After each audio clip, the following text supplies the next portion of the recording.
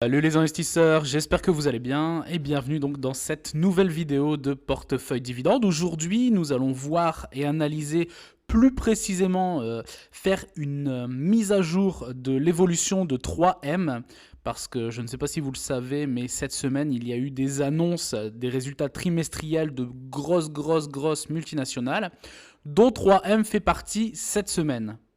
Mais avant, n'hésitez pas à vous abonner, à liker, à partager. Let's go, c'est parti. Alors ici, nous sommes sur le site Earning Whisper, donc je ne sais pas si vous connaissez, et en fait ce site, alors forcément il est payant pour avoir plus d'informations, mais en fait ce site référence chaque jour, chaque semaine en fait, les entreprises qui vont sortir leur bilan, leurs résultats au niveau trimestriel, etc. Et donc, par exemple, aujourd'hui, eh bien, nous avons toute cette liste. Donc, il y a Royal Caribbean Croisière, UPS, vous avez également Altria, je vais citer les plus connus, Merckx également, vous avez Mastercard, Tesco, Comcast, American Tower Corporation, ensuite, je pense que nous avons fait le tour des plus connus, mais vous voyez, rien que pour aujourd'hui, il y a au moins une trentaine, voire une quarantaine de multinationales sortant, Total Energy normalement, sortant donc leurs résultats au niveau trimestriel. Et du coup ici, donc vous avez le planning, le résumé de la semaine. Donc lundi, il y avait toutes ces sociétés, dont Philips, Logitech, etc.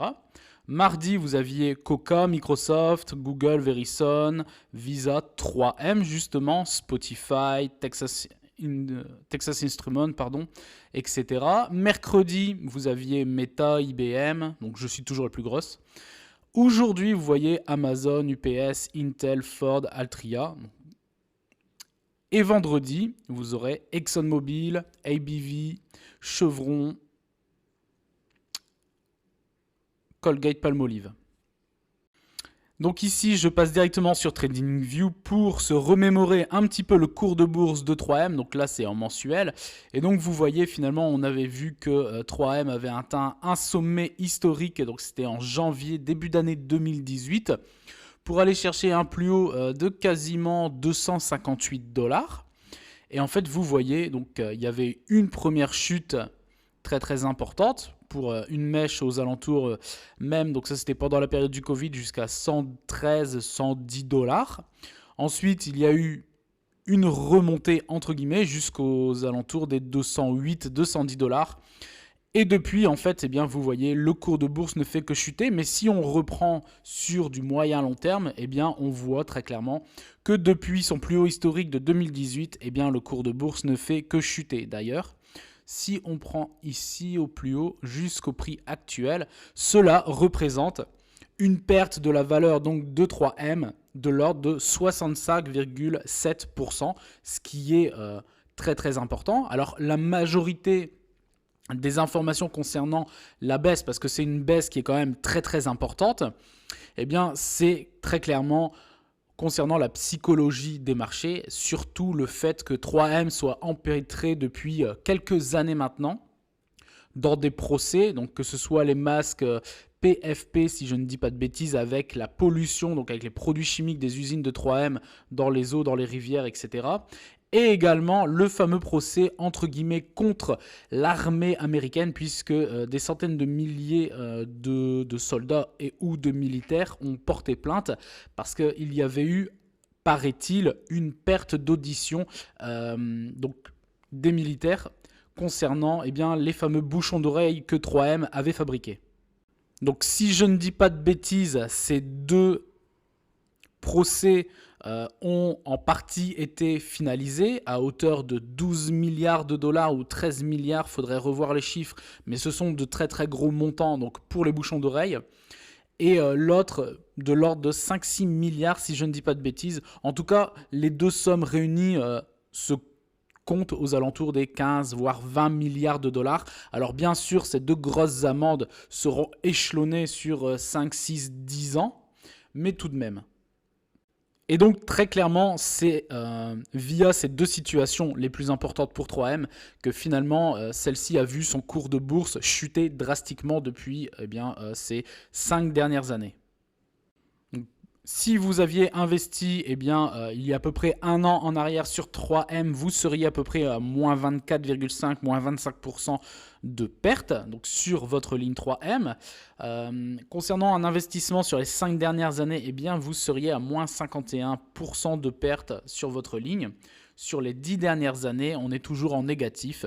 Vous seriez en perte de quasiment moins 28, moins 29%. Et donc je reviens ici en arrière sur TradingView. Concernant le cours de bourse, il y a quelque chose qui me frappe entre guillemets. Alors je ne suis absolument pas trader, mais je remarque que nous sommes ici en fait sur un support plus ou moins conséquent. C'est-à-dire que vous voyez, en fait, la ligne de prix ici eh bien, a été tapée une première fois en mai 2004. Vous voyez, une deuxième fois ici, quasiment aux alentours des mêmes prix. C'est toujours une fourchette de prix, comme on dit. Pareil, et donc ça, c'est 3 ans plus tard, en septembre 2007, vous voyez. Ensuite, il y a eu la crise des subprimes à l'époque. Et vous voyez un premier rebond donc, qui dépasse légèrement le seuil. Mais finalement, eh bien, c'est comme si que ça avait échoué, entre guillemets. Et donc ça, c'est 3 années plus tard, c'est-à-dire en milieu d'année 2011. Et vous voyez, donc là, quand on repart sur le marché haussier, donc là, forcément, ça casse clairement le support. Mais vous voyez ici, à l'heure actuelle, au moment présent en tout cas, eh bien, j'ai l'impression que le prix bute donc sur ce fameux support aux alentours des 80, on va dire 90-95 $. Et donc, la chose à laquelle je pense très clairement, sans prendre bien entendu les comptes de résultats, les bilans de l'entreprise, psychologiquement, est-ce que justement tout n'est pas fait pour maintenir ce support et par la suite eh bien, repartir, en tout cas faire un range et potentiellement par la suite repartir à la hausse. En tout cas, je trouve que ici sur le graphique, nous sommes dans une situation très très intéressante. Pour se remémorer un petit peu des chiffres, alors forcément 3M qui est connu de bon nombre d'investisseurs eh bien, est une société versant des dividendes. Donc le dividende versé par 3M est de l'ordre de 6 $ par action, donc, ce qui représente à l'heure actuelle par rapport au prix actuel eh bien, un rendement très très élevé de 6,71%. Et donc 3M étant classé dans le secteur industriel en général et lui a un rendement de 2,82%. Donc on voit très clairement que 3M est largement au-dessus concernant le rendement.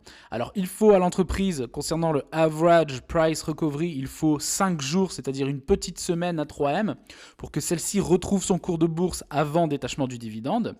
Le payout ratio de 3M est de l'ordre de 70%, donc c'est-à-dire qu'il reste encore 30% de trésorerie de cash flow après que celle-ci ait versé des dividendes à ses actionnaires.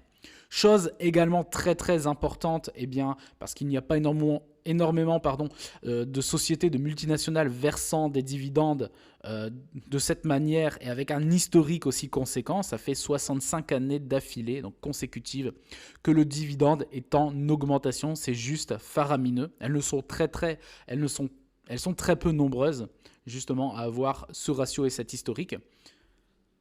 Donc c'est également quelque chose à souligner. On passe maintenant ici donc sur Morning. Alors ici, il y a eu récemment une mise à jour concernant la sûreté du dividende à risquer, 8 sur 20, et forcément le score de croissance, puisque celui-ci est en baisse depuis 2018, et bien clairement très très moyen également. Concernant la croissance des dividendes calculée sur les 5 dernières années, eh bien c'est une croissance qui est plutôt honorable, surtout en l'état actuel des choses. De l'ordre de 5% en moyenne par an, et la capitalisation boursière de 3M à l'heure actuelle eh bien, est de l'ordre de 50 milliards de dollars.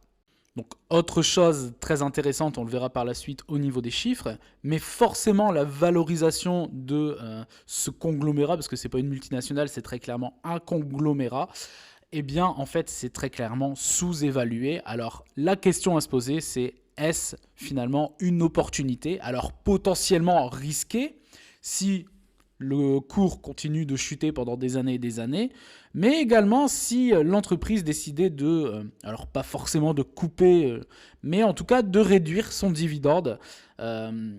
Donc voilà.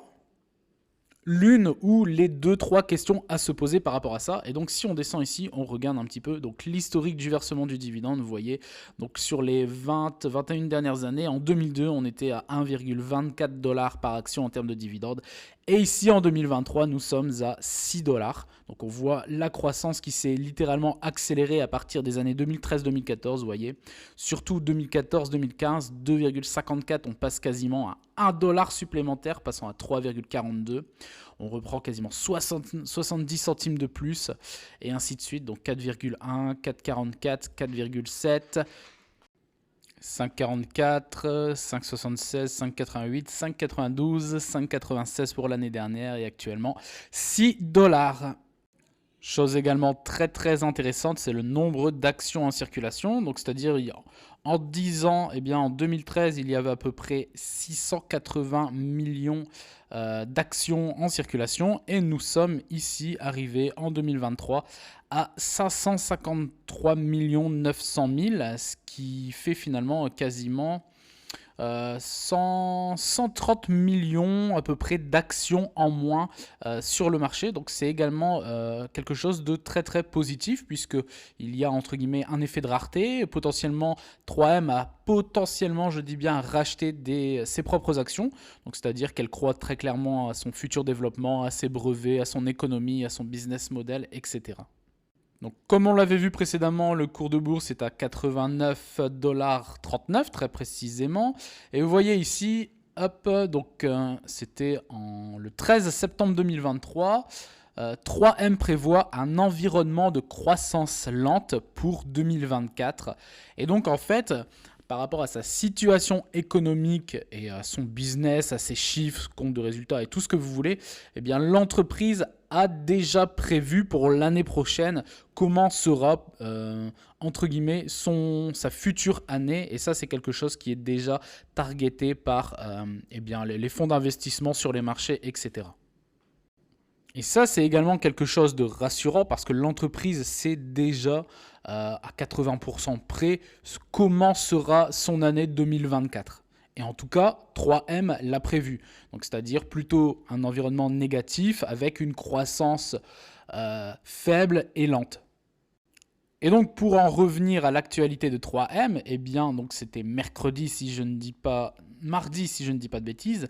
Le bénéfice par action de 3M, donc ce qui en est sorti finalement en termes de résultats, eh bien, c'est que le bénéfice par action de 3M a dépassé les attentes de 33 centimes de dollars et le chiffre d'affaires a surpassé également les prévisions. Donc c'est quelque chose de très très positif également. Donc 3M a publié au troisième trimestre un bénéfice par action de 2,68 $. 33 centimes de dollars au-dessus des attentes des analystes qui avaient donc estimé finalement eh bien, le bénéfice par action aux alentours des 2,35 $. Le chiffre d'affaires pour le trimestre est également ressorti à 8,02 milliards de dollars contre 8 milliards qui avaient été estimés par les analystes. Et donc pour cette année finalement 2023, 3M prévoit donc pour l'année fiscale entière un bénéfice par action aux alentours des 8,95 $, 9,15 $ grand maximum par action.